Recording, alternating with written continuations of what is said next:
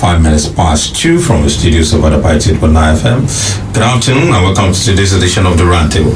My name is Dimeji, and this afternoon we will be talking about the Ondo State governorship election that aired on Saturday, October the 10th, 2020. I'm being joined this afternoon by Paul James, the head of the election program at YIAGA. YIAGA is a youth initiative for advocacy, growth, and advancement. So you're welcome on the program. Thank you very much for inviting me. Okay, now you monitored the election. You were one of the 53 local observer groups who monitored the election, and I've read some of your reports on the election. Some of the issues you've read, you've talked about vote buying. You talked about what's it called, intimidation of voters in some places, poll officials, and all of that. Now, what is your general assessment of what went down on Saturday? Let's start from the pre-election and then the election itself, and then post-election coalition and all of that. Thank you again. Consistent with all our reports in the build-up to the election and our commitment also to sharing credible information with the people of Ondo State, we started engaging the pre-election phase from August 4th, 2020, where we deployed 28 long-term observers across all the 18 local governments of the state. And from there on, every fortnight, every 2 weeks, they send a report tracking activities of INEC, activities of political parties that relates to party campaigns, activities of people who categorize the special group, that is women, youth, and persons with disability. That is their engagement in the engagement of the electoral process. As well as we came up with 10 indicators for election-related violence, where we asked our observers, long-term observers, to be tracking and reporting those indicators. One of which is indicators violence that relate with party campaigns, and then also violence. We will define election violence as any act or threat of violence directed at individuals or materials that are involved in the electoral process, which is intended to undermine the process. What we saw in the build-up to election, whilst there was aggressive engagement by INEC, especially in the areas of creating awareness for the election and also engaging, doing what is statutory the mandate of INEC, that is identifying polling units, recruitment of adult staff, training of adult staff, and a host of other things that INEC was also occupied with. We also observe voter education campaigns, especially by civil society organization, by National Orientation Agency, and also by the National Center for Disease Control, especially because of the election was the second election conducted amidst the second statewide election conducted amidst the COVID-19 pandemic. The first was in Edo, and so we had raised some concerns with the Edo election, especially because we saw there was flagrant disregard for the health safety protocol during campaigns and as well during election. So drilling it down to the campaigns, the same issue also were prevalent during the political party campaign. There was a general disregard for that in Ondo State, and this caused across all the parties, from the 3 or 4 major parties and the other 13 other parties are contested in the election. But then one other negative trend that we observe in the pre-election is the prevalence of election-related violence. Yes. We documented and reported that in 11 of the 18 local governments of the state are potential hotspots for election violence, some of which were places like Akoko Southwest, Akoko East, Akoko Northeast, Akoko Northeast, Akoko Southeast, Idonre, Owo, and down here to Akure South and even Akure North. If you recall, after the local government election, there was a killing, involving a citizen in Idonre. As well, also, just on the 3rd of October here, there was a fracas between the two major parties in Akure that led to the death of one citizen.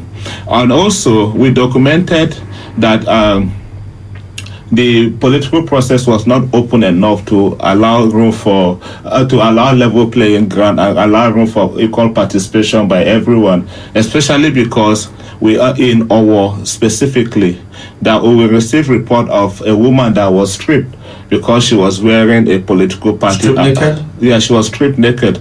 She was asked to come down from a vehicle because she was wearing apparel belonging to a political party, and she was stripped she was stripped naked.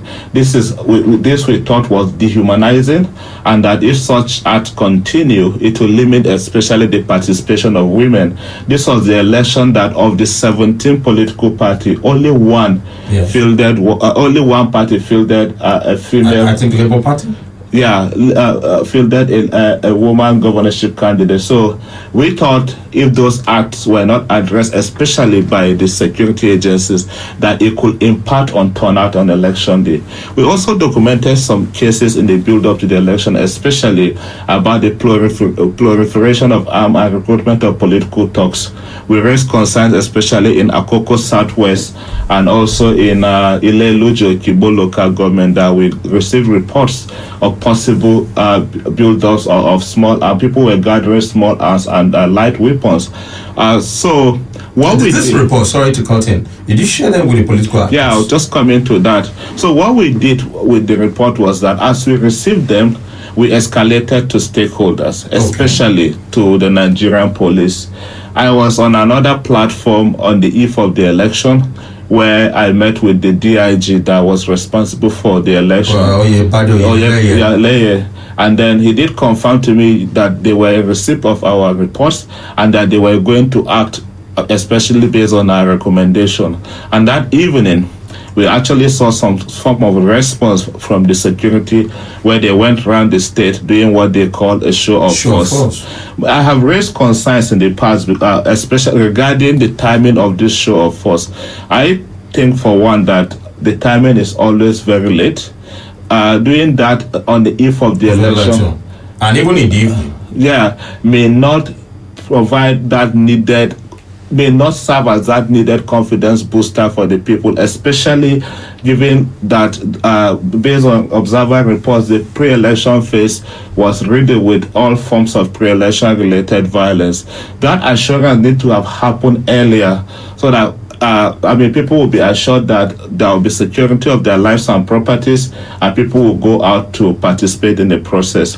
Going back to the election management body, INEC, what we saw in the build-up to the election that was different from Edo was the determination or the commitment for early deployment of logistics. As of Thursday, before the election sensitive materials have left the CBN to all the 18 local governments. In fact, YIAGA Africa authoritatively confirmed that as at 2:50 p.m. on Thursday, the 8th of October, the last material, that is the voting material for Akure South, left the local government, and the heavens were gracious enough that the moment the last material was leaving CBN, it started raining, which for me I thought was a good sign that we're going to have a good election. By Friday, we also deployed our observers to all the 18 local governments to confirm if these materials have indeed arrived in local government. And then we got the confirmation that they had even started arriving at the registration areas centers, which we thought was a good sign that Saturday election will start earlier. And consistent also with what we saw in Edo, we noticed that on Saturday, this is not talking about election, on Saturday, we saw that determination by INEC to start early, that by 7:30 in the morning, we had received reports of poll officials arriving in 77% of polling units. Edo had 2,627 polling units. Akure has 3,009. And then in Edo, on Saturday, the 19th of September, only 38% of polling unit had INEC officials arrived by 7:30. 38%. Okay. What about Ondo State? Ondo had 77% arrival by 7:30 in the morning. Yeah, a very huge improvement over Edo. And also, officially, because of COVID-19, INEC had made adjustment to the starting time for voting from the traditional 8 a.m. INEC adjusted by 30 minutes, perhaps to give officials the chance to set up the polling in a manner that will respect the health safety standard for COVID-19.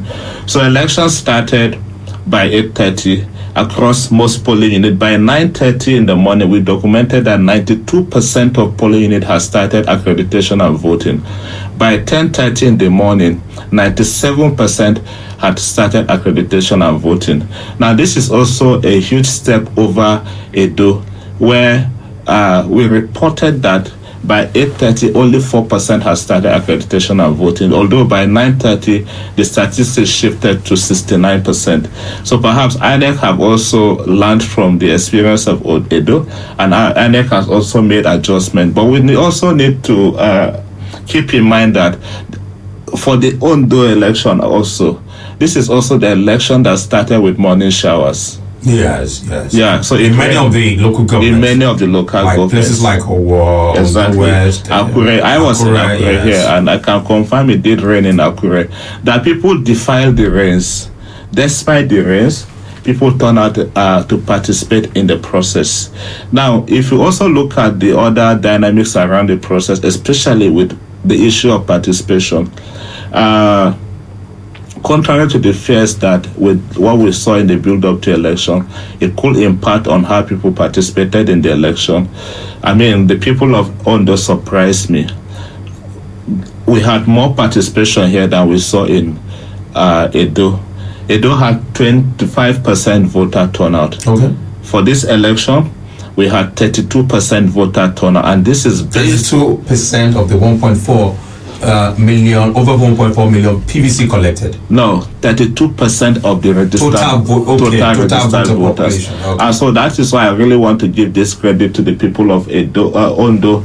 That now, if you recall that this election, that means we're talking about 32% of 1.8 million. Yes. Okay. So if you recall that this election was conducted based on the people that are voters that have registered for the 2019 election. Yes. There was no new registration because of the COVID-19, and there was also no new distribution of permanent voters card. 81% of voters here had collected their PVCs. And so everything on the election was based on that record. And between the last election in Ondo in 2016 and the presidential election, INEC had increased 10% of voters. And so to say, if more, especially people that had just turned 18, if more young people, if more people had had the opportunity to really go and register for this election, perhaps the turnout figures will even have been higher than this. And again, if more persons had collected their PVCs just before we had over 300 PVCs yet to be collected.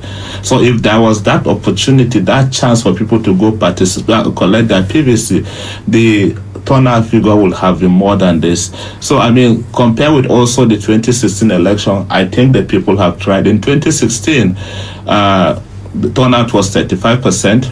In 2020, perhaps with all of these challenges that we had highlighted, the turnout was 32%. So for that, I think we need to give credit where credit is due. Now, for the election proper, general assessment of the election, I would say we had a good process, especially because of the reaction after the election. And there had been no major complaints about the election other than the ugly monster that has refused to leave our election, the issue about... We'll get to that. We'll get to that because I have questions about that. We'll get to the monster. But then what I wanted to ask you, because I know you have this initiative where you call it watching the vote, and I've read some of your reports. Yeah. I know YIAGA has a way of trying to find out whether the result declared eventually tally with what happened on the field.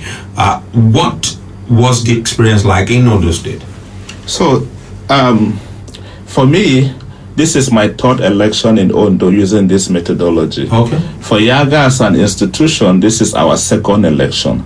We had that deployed in 2016 and also in this election. For this election, we deployed the methodology, we deployed observers to 300 of this sample polling unit out of the 3,009, which is based on a well-established statistical principle.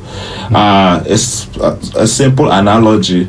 It's just about like the idea of going to do a malaria test in the hospital, that they don't have to drain the entire blood from the system, just a little drop. A little drop will do. Will do. So the same idea that even when you want to take tea, for instance, you drop sugar, you stir, and then whatever cube of sugar is able to penetrate every part of the cup. And then, based on that experience, we also decide to deploy some ideas like that to say, let us prioritize. That 300 is like 10%. No, so I'm coming to that. So we decided to prioritize quality over quantity. Okay. We don't look at it in terms of percentage because, like I said, this is based on a well-established, it's something that has been done over and over. It has been conducted in over 50 countries. In Africa, it has been conducted in over 15 countries. In Nigeria, it has been conducted over 20 times. For YIAGA Africa, this is the 7th time we are deploying this. Why can you measure the effectiveness? So, what the methodology helps us to do is that it provides timely and precise information about the process of voting and counting. It also verifies election results. How effective has this been? Now, I explain the science behind it. For it to work, first we depend on the response rate from our observers. Okay. Those points that are sampled, you have to get people from those exact locations. They have to also observe in those exact points. It basically is about 8 steps. One is to draw a sample. The second step is to get observers from those samples. The third step is to train those observers. The fourth step is to deploy them on election day. The fifth step is for them to report back on election day. The sixth step is for us to analyze their data. Step number 7, we then share our findings with the public. So based on all of these steps, the priority is to get observers first from those assigned polling units. So that for us is even the rigors of this deployment. If you think about quality, it breaks my heart when I always want to equate this with the quality of our election.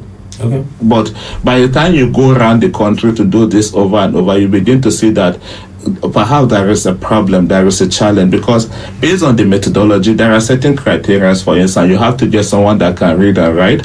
You have to get someone that can use a mobile phone to send text message. We send coded text message, and then the database decodes the message, and then we share the findings with the public. You have to also get persons that are resident in the location of where the polling unit is. And then if you think about the urban-rural migration, a lot of people have left the rural areas to the urban centers. And then if you don't have a control over where the sample falls, it is a computer algorithm. It is a computer that determines where the sample falls. So if that happens, you have to go down to that location and to get a person, an observer from that location. The second challenge, I don't even see it as a challenge, is training this personnel. We prioritize quality to the effect that sometimes we train and train and train. First round of training happens. We organize what we call simulation exercise, which also provides opportunity for us to test the ability of the observers to respond to some of these our questions that are on their election observation checklist. Mm-hmm. So they send responses to us. If we are not satisfied with the response, we do follow up and train them again. We conduct 2 rounds of simulation before they deploy on election day. So when they go on election day, what do? They observe the entire process of voting and counting, from when INEC officials arrive until results are posted on what we call the people's ballot that is the form EC60, until they are posted at the polling unit level before they leave the polling unit level. What sort of information do they provide? Information, for instance, like what time does the process start? INEC officially say, the official time of starting the process is by 8:30 in the morning, and it closes or it ends by 2:30 or when the last person on the queue has voted. If there is a delay in starting the process, it will technically disenfranchise people. Perhaps if you think of people on special duty that perhaps may only have the chance to come out in the early hours of the morning to participate, and they arrive the polling unit and INEC officials are not ready to start the process, they are technically disenfranchised because they have to choose between either staying back to cast their ballots or going to their place of assignment. And so for instance, even in this election, there is a community I'll look for it, but it's in a larger local government, where we had reports of the people refused to allow INEC officials comment the process because they had 5 polling units in the community. The materials that were deployed for the community were just for 2 polling units. And the people insisted until we receive materials for all the polling units. Were the other materials as a result of the boat captures? No, it wasn't. So what was responsible for that? Well, we don't know. We within the remits of what we do as observers, we reach out to INEC and we told them there is a challenge in this community. And INEC responded swiftly. It was, I think, governorship ballot box that were missing in 3 of the 5 polling units. Of course, that will open room for assumption. If a ballot box is missing, it could be open to different interpretations. So people insisted until we see those ballot boxes, no election in this community. Election did not start until 12:30 in the afternoon. So imagine in that sort of community, if someone is not tracking a process as such, technically those people will have missed out of the process on election. They wouldn't be able to. Yeah, so this is what the methodology allows us to do. We keep track of this happening at every interval. We share feedback with the public. For instance, I had just shared that 77% of polling units open at 7:30. So, those kind of information are helpful. We did that in Edo. INEC picked lessons from Edo and improved in Ondo. At the end of the day, what you had and what INEC declared, did it tally with what you had? Yes. So we covered every aspect of the process. What we got at the polling unit level was the results in their purest form, unadulterated. In fact, we even had some polling units where our observers reported, we don't trust the outcome from this location. Perhaps because of I'm sure we'll get to that, some manipulations that happen in those polling units. There are also polling units, for instance, where we had documentary evidence of ballot box stuffing or ballot box snatching. In this election. And based on the election guidelines, if such incidences occur, election will be cancelled in those polling units. Yes. So we want to compare our own report and INEC's report to see whether those cancellations that were reported by INEC were the cancellation from those polling units. That's what I'm saying. We are making. You're trying to find out. We are trying to find out. We are making comparisons. So we get our reports at the purest form, in their purest form at the polling unit. We also deploy observers to the LGA collation centers as well as the state collation center. So, for instance, you're following the vote right from the polling unit to the local government to the last collation center, to the last collation which center, is at the state level, which will happen at the state level. Now, with the methodology, because we are not in every location, you don't provide raw figures. What we give are estimates. We give our estimates within a range, and we'll say if INEC announces the outcome of the election and it falls within this range, of course with a margin of error, we cannot be exact. If it falls within this range, then people should trust the outcome. But if it falls outside of the range, then people have the right to question. Yeah, people should question the outcome. Now, based on what INEC announces, I start with the turnout figure, for instance, we had projected even before the election. We had our estimates ready on the eve of election. In fact, by 6 p.m. on the eve of election, we know how the pendulum is going to swing, but we had to wait based on our electoral guidelines until. So you could tell which party will win? We knew already. Okay. We knew already, even as INEC was still tabulating the results, we knew who was going to win. So we had projected that the turnout figure is not going to be more than 36%. So by the time INEC data started coming in, and our own estimate also stabilizes, we said we got our final figure from final estimates from 291 of the 3,300 polling units. That is 97% of our polling units. And so from the 97% of our polling unit, we estimated that the APC should receive between 48.9% to 54.1% of the votes. It will be within that range.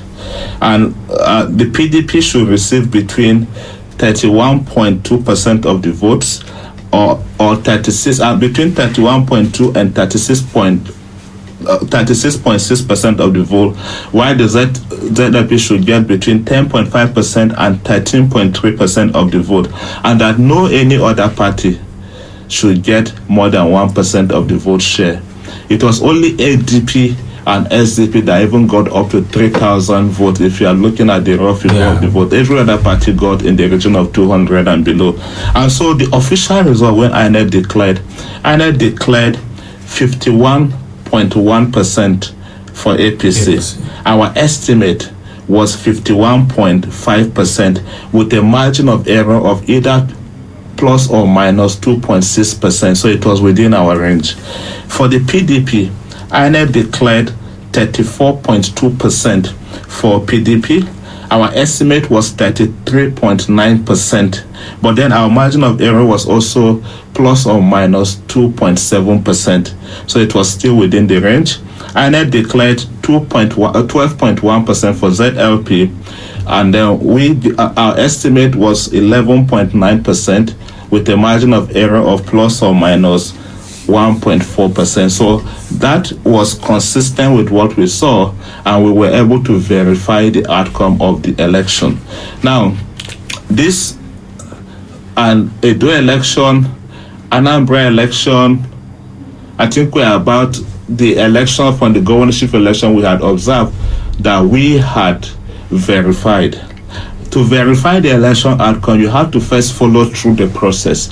If the process leading to the outcome is a good process and is not significantly marred by manipulation or violence, you verify.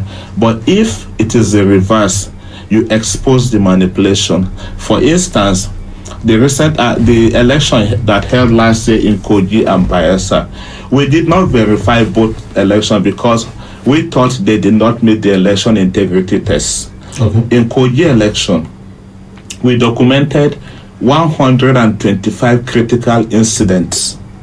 Now, for the 2019 presidential election, overall for the entire country, we documented 508 incidents. And so for a state election alone, you are getting almost a quarter of what you got for national election. In fact, that was also the election that it was alleged that there were fake security. Amen. And even the IGP alluded to that there were fake security personnel and nobody was apprehended. Nobody has been brought to book as we speak. What did we do? We exposed that. And that was also an election that happened under the atmosphere of fear. There was a lot of terror, there was a lot of violence in that election. So people, based on our assessment, we thought people out of fear, people did not go out to truly exercise their franchise or vote for the candidate of the. Even if people had gone out to vote, they may not have truly voted for the candidate of their choice because of fear of what could be any reprisal after that. And if you think of also, if you go to the Bayelsa election, the election happened, and then we had on record that elections did not happen in 24% of polling units. Bayelsa has 1,804 polling units, and there was no election in 24%. That is over 300 polling units that people did not get the chance to exercise their franchise. In fact, in Southern Ijaw local government alone, there was no election in 51% of polling units, and yet returns were made. And a winner was announced. A winner was announced. In fact, was that substantial enough to have? So the slogan to have maybe had a rerun. Yes, I'm coming to that. The slogan for Bayelsa, for instance, was "He who controls the waters wins the election," because Bayelsa is 75%, predominantly 75% on water. Southern Ijaw, more than half of Southern Ijaw is on water. And so what we saw in Southern Ijaw, there was hijack of INEC materials, there was kidnapping of INEC officials, there were even polling units that security refused to deploy because they were, they were scared. Yeah, they were scared. They considered to the bad boys in those communities. And yet, you had returns made from those elections. Now, the challenge with the election system is that once declaration is made at the polling unit level, only the court of law can upturn it. And that has been the challenge with INEC. And what we saw from those two elections was that there was the rush to finish the elections on first ballot and move to the next election. Because we approached INEC, for instance, with our findings, and INEC said they are handicapped. Quoted section 187 of the Electoral Act, section 26 of the Act, that said stuff like things like, once the presiding officer makes declaration, only the court. The section 26 said INEC can only suspend election in the case of violence, in the case of natural occurrences and all of that. But that this elections has been done already. Only the court can change that. Okay, because of our time, let me quote something I read from your report. YIAGA commends INEC for its effort to improve on the election day process and effort to comply with the COVID-19 protocol with respect to providing disinfectant and hand sanitizers in all polling units. Now, this, what I'm reading here from your report, is different from what many of our reporters reported who were on the field told us on the day of the election. Many of the places they visited, infrared thermometers that INEC promised was going to be at all polling units were not there. Some polling units had hand sanitizers, but many did not have hand sanitizers. And before the election, INEC said that people who do not wear face masks, and they were not going to allow them to vote. Many of the voters came to the polling unit without face masks, and those who came with face masks were not even wearing it properly, and yet they were allowed to vote. So how come I'm seeing something differently in your report? Maybe you should read the line again. We commended INEC for making that provision, especially for hand sanitizers, but we did not entirely also absorb them. But many of the polling units did not have hand sanitizers. We did not completely. The polling unit, we deployed our observers to, all of them reported they saw hand sanitizers. Okay. We did not completely absorb INEC of other issues, especially regarding the COVID-19.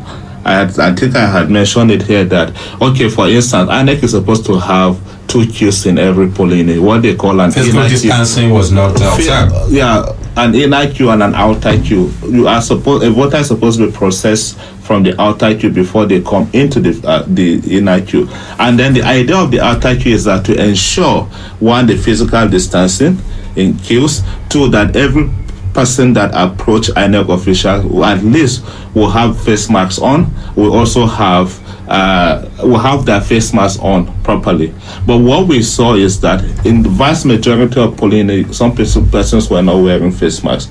But people that also were wearing face masks, the face drawn to their jaw, their chin. Yeah, for most of them it was chain marks. People are just making, a mockery of the system. In fact, in some, let me tell you a particular voter in the federal local government. Our reporter spoke with a particular voter in the federal and said, "Well, it's COVID-19 that he does not believe in COVID-19." So there were a lot of voters like this, and a lot of people felt that just as INEC promised before the election, they shouldn't have allowed them to vote, but INEC did not do that. Yeah, sure. I mean, this is also issue with compliance to the election guidelines. That was not just the only issue from this election. For instance, even the secrecy of vote, it was not respected in some polling units. Yes, where people were voting and showing their ballot papers. Yes. Too. Yeah, because I read that in your report, exactly. And our reporters who were on the field that they confirmed that as well. Mm-hmm. That people were voting and then finding a way to show their ballot papers to some other people. So INEC officials in some polling did not position the ballot box. The voting could in such a way that it will guarantee secrecy of ballot. In fact, we have it also as part of our critical incident that in one location, the security personnel that was deployed to the polling unit also aided vote buying as far as we are concerned, because the security personnel was revealing was revealing to others how people mark their ballots. And this is also... Do you know this location? Yeah. Because I'm reading some of the critical incident that you documented. Vote buying and interference by party agents. Reports of voter inducement and vote buying were reported from across the local government. Specifically, reports of vote buying were received from PU 15 St. Paul Primary School, Mosumola Olowo area, Ondo West local government. PU 08 YIAGA camp. Which one is this? Okay, so NGA. There's no local government at that. Maybe I'm not seeing it clearly. And there's Obaile 07 Ward 9, Akure North local government. Center PU 15 Ward 9 Ondo East local government. There's YIAGA camp. There's you mentioned Ondo East. Yes, Ondo West local government. Yeah. So that's some of the local government. So for the security personnel, we reported that this happened in St. Paul's Primary School. Okay, Akure South local government. In Akure South, PU's 025. That's Bogi Second Ward 2. Bogi Second Ward 2, yes. The security personnel positioned close to the cubicle and was revealing the voters' choice to people around there. The policeman. Yeah. Security personnel. Okay. Yes, and so there was chaos at that location. And also, I mean, I mentioned already also the issue about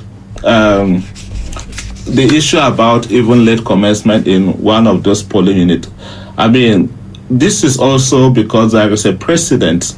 In 2016, we consider those areas as blind spots, places like Ondo and Elaje. I mean, river areas. It's always difficult to conduct elections in those kind of locations. But we also thought that by deploying early, that INEC could have averted that from happening, although there was the issue of the boat that capsized on the eve of the election. But materials, INEC was still able to cross with the materials because there were Navy officers that were on the sea there, and they were able to rescue INEC officials, and they landed them safely to the other side, and those ones confirmed they deployed. So for those 5 locations, though these are isolated cases, like I said, they were not significant enough to have marked the entire process, but then we expect to see that INEC will go back and conduct post-election audit, especially for some of these isolated cases, and ensure punishment for erring officers, because this is violation of the electoral guidelines. Okay, number 4 here on the list of critical incidents that you documented, community collusion. You mentioned in open space at Onishos PU 7 or Ward 02 in Ondo West, community members and party agents crowded around the voting cubicle and influenced how voters mark their ballots. Yeah. Let's talk about vote buying. I read from your report that parties were doling out between 7,000 and 10,000. From what you saw, would you say that vote buying generally influenced the outcome of the election? Did it have any impact on the general outcome of the result?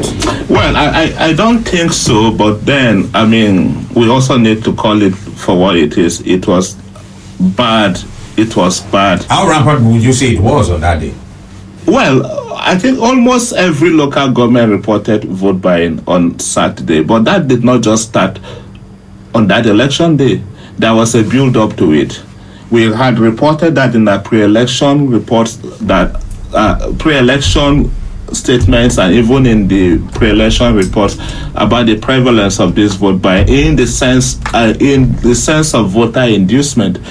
Politicians were openly giving gift items, cash, but what politicians tried to do was to secure their votes, because before the election, there is already the political permutations as to how people are likely going to vote. I am not of that school of thought, though, but I mean, you have on the street, people are telling you, oh, this senatorial district has done this number of times, this is now the turn of this, and after this. So already, whether we like it or not, consciously or unconsciously, in a way that you think that influences, in a way that influences how people voted. Because if you think about even the results now, what we are seeing, the incumbent won in 15 local governments. In fact, he won even in the local governments of one of the contestants. Yes. Yeah, so which that's necessarily the way Agbola comes from. Ordinarily, if this were to be an open context where people would truly want to vote, because I mean, generally people want to vote because this person is coming from my place, for instance, and I want to vote for him, will have said, I fear that before now that we might even go to a second round of voting. I feared that it might be a 50-50 for the candidates, and then we may have to have another election. Because they come from the three central districts. Yes. But then, I mean, I keep hearing different views, different opinions before the election. So what happened on Saturday for vote buying is just... you think people still vote in spite of the vote buying? In spite of that, according to... I mean, the numbers are clear. The statistics are clear. People voted, but based on my understanding, I think people voted. People already had a premonition of how they want to vote, and they did that. You'll be hearing things like, I collected, but I voted. My conscience. I mean, whoever is involved in that kind of thing, I had to ask them for forgiveness, but does that kind of person have a conscience? Because, I mean, that is a moral question. But you know why you would not blame them? Politicians also come on radio, on TV to say, oh, if they offer you, take, but vote your conscience. So I think people are buying into that narrative, and people, the electorate are using it as an excuse for taking money. It is because politicians have weaponized poverty. Yes, it is. You will hear a sitting governor will not be able to pay salaries, but on election day they will have monies to throw around to people. Or you will hear some governors who come into a state to assist a sitting governor, and then you hear them staying in hotels that the rest are... Do you think that also as a factor in this election? It happened in Edo as well. Do you think it had any part on this election or on the outcome?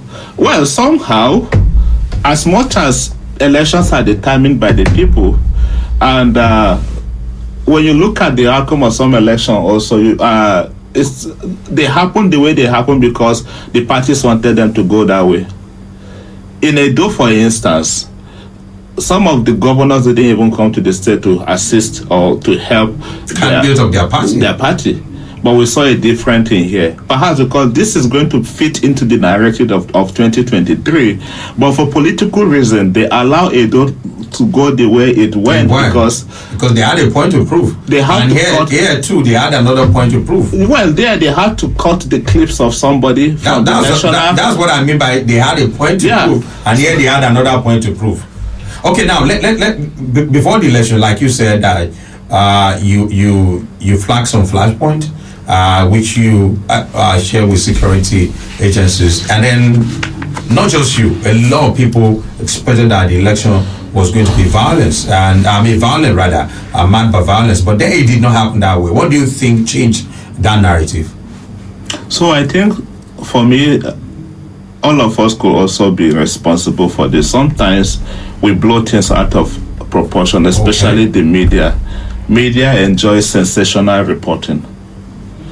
Now, some people come into the state and they put in a lot of effort to gather data. Some could sit from wherever they are and just do monitor radio stations. Exactly, and then based on that, on the field. Based on that, they come up with their conclusions. For every state in this country, for instance, based on past experience, based on history of the state, there are potential flashpoints. People will mark some areas as red zones. When election is getting close, they will change it from red to amber, yellow zone. Election day, you see a different thing, because that is what the mindset they had about the place before that incident. Now, when we did our reporting, we did not say those local governments were on fire. We said indicators. Okay. Right? Indicators for likely violence in those places, which we thought. We don't like the Undertaker approach of waiting until it happens. We are already seeing these signs. Can you go and address this sign? That is what we are saying. It will not happen. So that it will not happen. For instance, the woman that was stripped naked. We brought it up with the authorities so that they can fish out. We are thinking about how people can react to it. If the people decide to react violently, it could spiral out of control and could spill to election day. Some persons can use that, magnify it, blow it out of proportion, and then you'll be wondering, is it not the same state? We were in Ekiti. Moshood here was even in the field in Ekiti, where we got reports the state was on fire. They are not allowing the incumbent to go out and all of that. People were calling us from Abuja. What are people still doing in that state? Leave the state. It's also the same thing here. I was in the state 2 weeks to the election. Friends and families were calling us, oh, we are hearing about violence in every local government. Oh, we heard about gunshots and all of that. This are the same with also. So you think it was blown out of proportion? Yes, I think so. Okay, now let's go back to the elephant in the room. Vote buying. What do you think is the solution? Can there be a solution to this in our electoral process? Yes, there will be. What do you think the solution should be? There will be. The solution is with the people. What is gradually happening is that our elections are getting better, whether we like it or not. INEC, for instance, have deepened the use of technology in our elections. To check rigging. But politicians are finding other ways of influencing the outcome of the election. Yeah, if you go to our INEC website, you will find all the polling unit level results for this election. So there is no way to have manipulated the result in a significant proportion that could alter the outcome, unlike before. Now, INEC also introduced other devices like the smart card reader and a host of others Zipad and all that, to help the process. What are politicians doing? Politicians now have decided, okay, if I could buy up 3 PVCs and bribe an INEC official or bribe voters, they could use the same PVCs and vote for me. For instance, the smart card reader is meant to do 2 things: to verify and to authenticate. Yes. To verify the card reader and to authenticate. In most cases, the card reader is excellent in verifying, but it fails in authentication. And now what is INEC doing? If it fails authentication, you indicate on the register FA, failed authentication, and then you can allow the person to manually vote. Yes. People are exploiting that. They will mop up PVCs, come and beat the first process, and then vote without being the real owners of those PVCs. Exactly. So that's my point. Now, all of these things happened. Politicians could have influenced them, yes, but who are the people behind that? The voters. If there is that determination by the voters to say, I am not going to do this, all of this will stop. The second thing is also about sanction. We know where these things are happening. Because, but nobody is being scapegoated. Exactly. Yeah. Exactly. So until there is that determination, we are beginning to see, there is always an end to everything. The push we are getting now with this end SARS, stop police brutality, people are pushing back. That pushback is also going to start happening in our elections. I am an optimist, and I am feeling like there will be a radical shift when we come for the 2023 election, that some of these things, come on. This is all because of poverty. Yeah. In all sincerity. Yeah. It's all because of poverty, right? I have feel in my spirit, in my bone, that there will be that change in Nigeria where all of these things will be clean of the past. Thank you very much, Mr. Paul James, Head of the Election Program at YIAGA Initiative Africa. Thank you, YIAGA. My time has finished? Yeah, it has. I feel like I'm just getting started. Yeah, we spent almost 1 hour. Thank you very much for coming. Thank you. I appreciate this opportunity. Yeah, my name is Dimeji, and this is where we draw the curtain onto this edition of the program. Thank you for listening.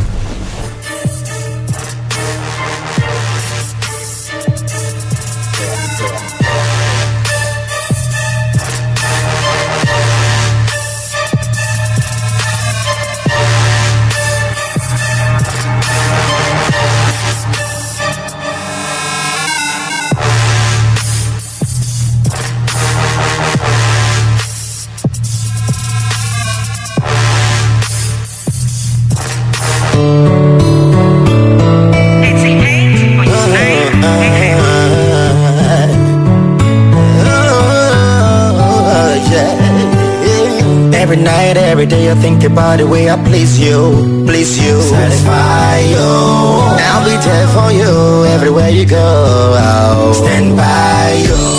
You're now rocking with the best 88.9 FM. Adaba, no station does it better, Adaba, information, education, entertainment, we are the best. Adaba, please don't touch the dial. Don't you ever touch the dial. Adaba, we rock your world, we rock your world. Adaba.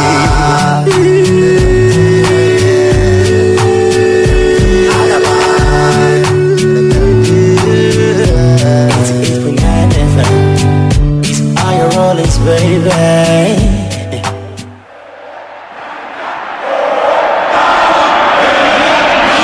no matter the stage, there's still room for greatness. No matter the stage, there's a bit of greatness in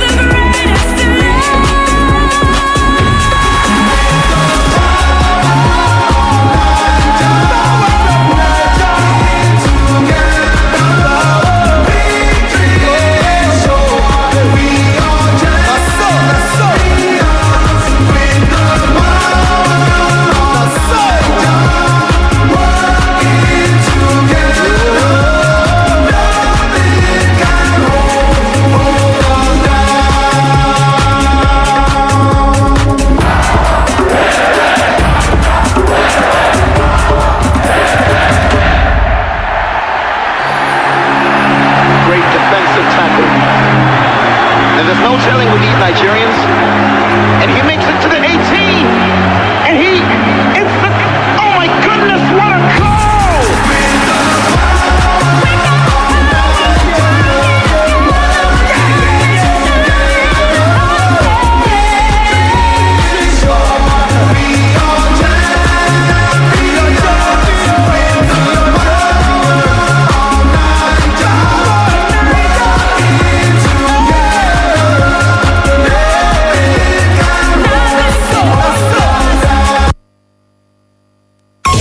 The world moves at a fast pace, and news breaks with the same speed. The longest trip of the